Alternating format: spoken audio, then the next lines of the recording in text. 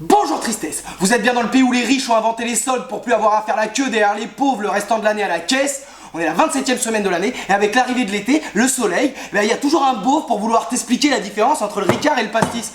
On s'en-tamponne le fion mon copain, mais puisqu'on te dit que la seule chose qu'on retient de ton analyse c'est que t'es un gros poivreau, arrête un peu avec tes conneries. Alors on va commencer avec la polémique sur les supporters algériens qui ont fêté avec une grande joie la qualification de leur équipe en 8e de finale. Et il y en a certains qui ont foutu un bordel monstre, il y a eu plein de voitures brûlées, il y a eu plus de 70 interpellations, bref c'était le bordel. Alors Marine Le Pen elle s'est jetée là-dessus comme une chatte en chaleur sur un steak au lait, et elle est venue dire qu'il fallait leur retirer la double nationalité à ces gens-là. Ouais super, et s'ils décident de garder la nationalité française et qu'ils continuent à aller faire la fête comme des bourrins, qu'est-ce que tu vas faire toi? Explique ça à un juriste, hein, il va te mettre un brelan de phalange dans ta gueule, ta joue elle va faire tapis ma copine. Alors également elle a trouvé son maître, hein, parce qu'il y a Christian Estrosi, lui carrément il a fait un décret pour interdire l'utilisation ostentatoire des drapeaux étrangers. Oh putain, accrochez-vous les juristes, ça a pas de valeur une seule seconde, et surtout tu sais pas ce que t'as fait Christian. Putain mais les Algériens tu peux leur faire beaucoup de choses, hein, mais faut pas toucher à leur drapeau, tu vas en croiser un, il va te mettre une patate dans ta gueule, ça va enfoncer ton nez, ça va faire équerre derrière ta nuque mon copain.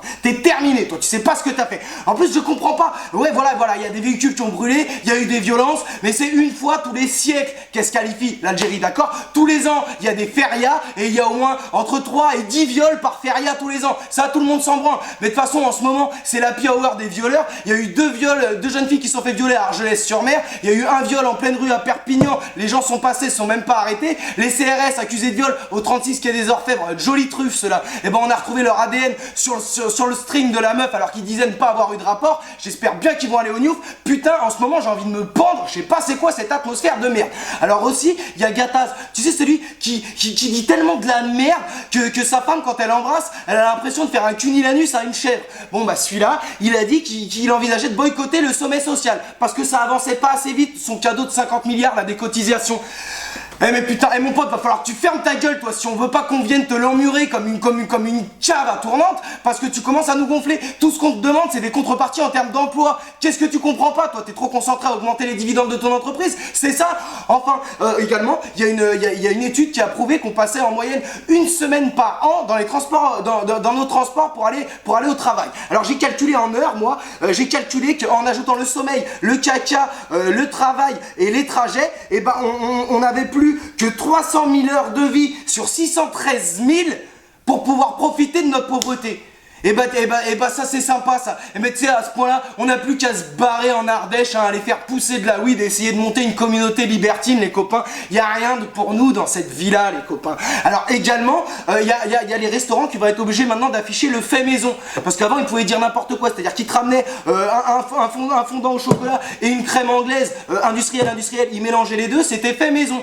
Et bah là du coup ils ont les boules parce qu'il faudra que ce soit de vrais produits qui ne sont pas industriels. Et bah vous savez quoi, c'est bien fait pour vos gueules parce qu'avec votre TVA à 5,5% là, vous étiez censé baisser les prix, vous avez rien fait du tout. Alors maintenant, c'est tant mieux pour les consommateurs, vous vous asseyez sur la bouteille et vous essayez de pas casser le goulot, elle est en verre, ça peut être douloureux. Enfin, cette semaine, alors il y a un jeu de qui se passe en ce moment autour de Nicolas Sarkozy, et ça je vous avouerai les copains que ça me fait du bien. Il y a son avocat qui est mis en examen, il y a un juge qui est mis en examen parce que Sarkozy l'aurait soudoyé pour avoir des informations. Oh c'est le grand chelem le mec, putain. Et il vient nous dire, mais c'est une manipulation de l'appareil judiciaire par le politique, etc.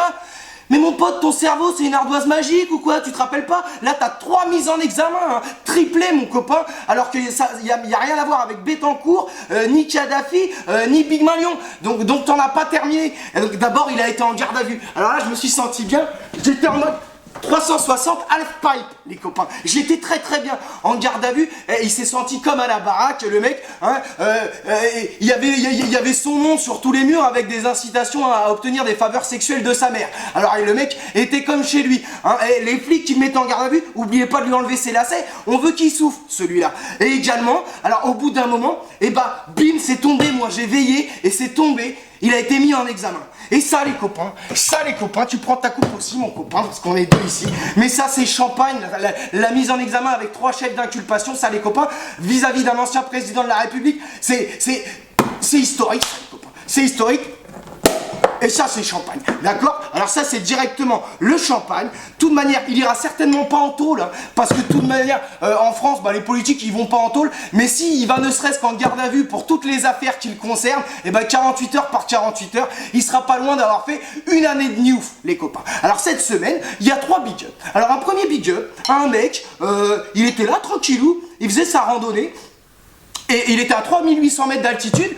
Il se réveille le matin dans son gîte et il s'est fait voler ses pompes. Et on a dû aller chercher en hélicoptère. Mais c'est quel genre de crevard qui vole des pompes à 3800 mètres d'altitude? C'est le même genre de crevard qui, le jour de la Toussaint, va voler des fleurs sur la tombe du voisin pour les mettre sur celle de son oncle. Où est-ce que t'as vu ça, mon copain? Également, alors il y a un cambrioleur qui s'est fait arrêter parce qu'on a retrouvé l'empreinte de son oreille sur la porte. Ah bah ouais, mais mon copain, si t'as les mêmes lobes que Jean-Marie Le Pen aussi, eh ben tu vas laisser des empreintes de cocker sur la porte, c'est sûr que t'es complètement cramé. Enfin, alors il y a les gendarmes, suite à un exercice, qui ont perdu 100 grammes d'explosifs, devinez où? À l'aéroport de Marseille. C'est très intelligent ça les copains, je pense qu'il faut viser plutôt l'apéro après les tests explosifs, ou alors il faut arrêter le pilon. Alors voilà, alors Ramadan Moubarak à tous les musulmans de France, hein, que ce moment privilégié vous aide à développer votre spiritualité et à vous rapprocher des vôtres et des autres aussi, mais pas de trop près non plus les copains, parce que franchement, passé midi, votre haleine c'est une déchetterie du Var en pleine canicule au mois d'août. Hein. Mais je vous dis ça, je vous dis rien. Tiens mon copain, ça c'est pour toi, hein, et ça c'est pour Sarkozy. Mon copain Sarko, santé, tu sais pas à quel point tu me fais chaud au cul en ce moment. Quand j'ai appris ta mise en examen, mon copain, hein, j'ai dormi comme un bébé mort. J'étais bien. Allez, bisous les copains, c'était pas une si mauvaise semaine. Allez, bonne semaine de merde les copains, et santé. Plus rien à foutre.